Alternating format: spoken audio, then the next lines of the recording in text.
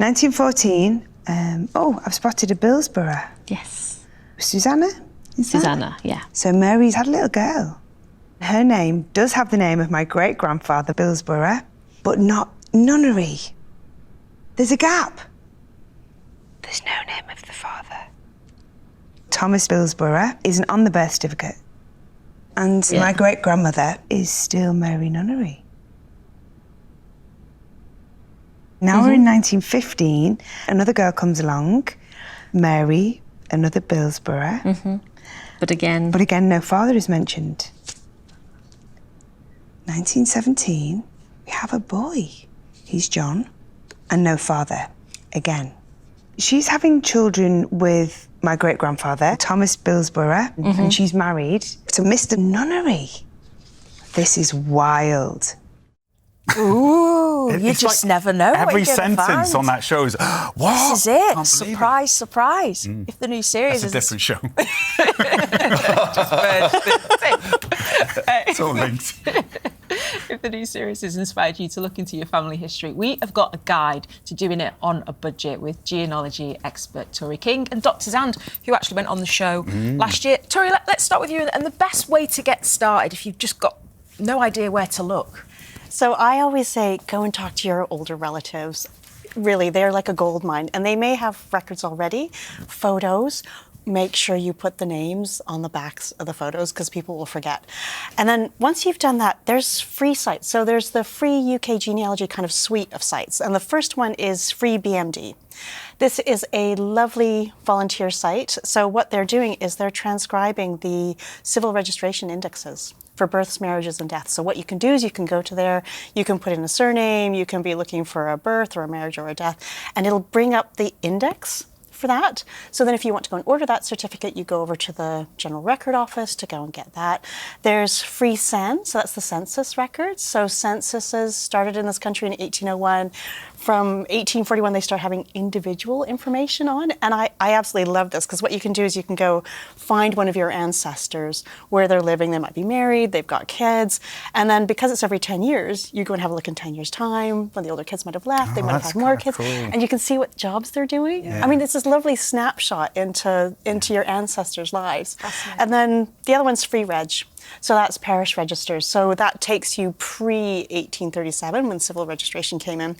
And that's fantastic. I mean, you can get some records that go back really far for that. So those are your kind of three ones you go for that are free to really get you going. So, I mean, you can get a load of information just from those three things that you mentioned. What can you do with the information after that? How can you further your knowledge? Yeah, so if you get the index, go to the General Register Office and go and get the actual certificate, because that gives you a lot more information. So on marriages, it'll give you like fathers' names and where they're living, this kind of thing. So you get another little bit of a snapshot in there. And I always say keep really good records. Start to make a big folder of this, and you can start to build the family tree and get all the documentation together to that. Free BMD is definitely my first port of call, and I was doing something, I was looking at some of Zan's... Did you put Zan's name? Yeah. His surname? You can put Zan's surname in, Tullochen, brings up you and your brother. Okay. And then there's a marriage that's earlier in the... Zan's looking at it. But there's not... but my parents were married in Canada, so you would get that? Yeah. No, so these are England and Wales. So there's a marriage of a gal, of Anne Tullochen marrying a Green, and they have a daughter called Katie. No. Who's married, so she's born in 1983 in Hammersmith. Yeah. No. Okay, so be careful. You find stuff you don't necessarily know. Who do you think you are? So we know. My father takes quite a lot of interest because we've got a very unusual name. The full surname is Van Hogenhout Tullochen. We know them all. And you're saying so my younger brother is born in Hammersmith in 1983, and you're saying there's another Van Hogenhout Tullochen? Yeah, there can't be that many of you. Whoa. So this is one of my tips. word. You find out stuff you weren't necessarily expecting. So you don't know these people. No, honestly, I had no idea. No. I would have said there's no point in putting my name in because there's only you guys, Canada right? and Holland, and it's only us. Wow, really? We absolutely need to follow if she's this up. You have a mystery. I mean, I don't. If you're out there, Katie, we'll follow this up. Katie Green. If you're out there, get in touch With a Van Tullochen mom. Okay. Wow, this is exciting. Yeah. So much like Xand. Once you've found these bits of information, Turi, where do you go next to get an even fuller look? If you find a secret family. Wow. So there's websites that are paid. They've got free trial things that you can do for a week or a couple of weeks. Make sure you take yourself off again so you don't end up paying. Yeah. But that's where they bring loads of information together. There's AI. It helps you build your family tree.